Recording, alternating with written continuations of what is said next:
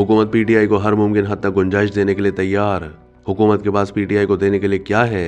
PTI हंगामा मुज़ाकरात में शिरकत करेगी या नहीं?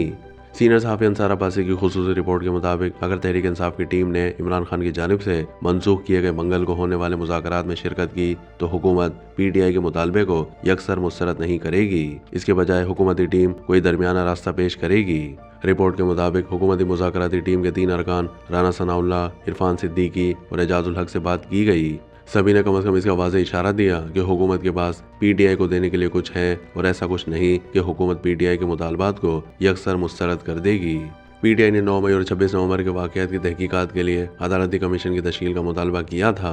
इसके अलावा वफाकी और सूबाई हुकूमतों से कहा था कि 9 मई 2023 या 24 से 27 नवंबर 2024 को होने वाले किसी भी वाक़े के हवाले से मज़ीद FIRs या किसी और सियासी वाक़े के हवाले से तमाम सियासी कैदियों की ज़मानत या सज़ा मअतली के अहकामात ना रोके जाएँ।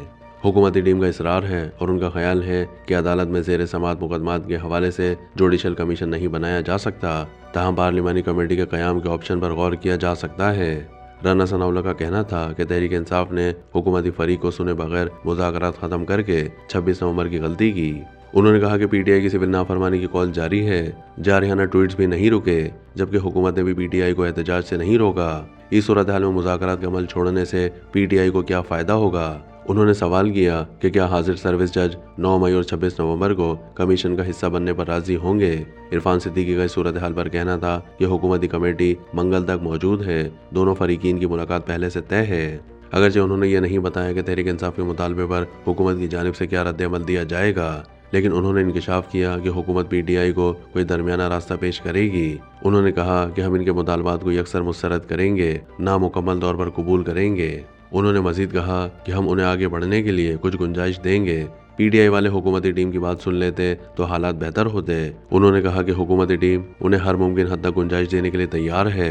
एजाजुल हक ने अफसोस का इजहार करते हुए कहा कि पीटीआई ने हुकूमत के जवाब का इंतजार किए बगैर मुज़ाकराती अमल ख़त्म कर दिया।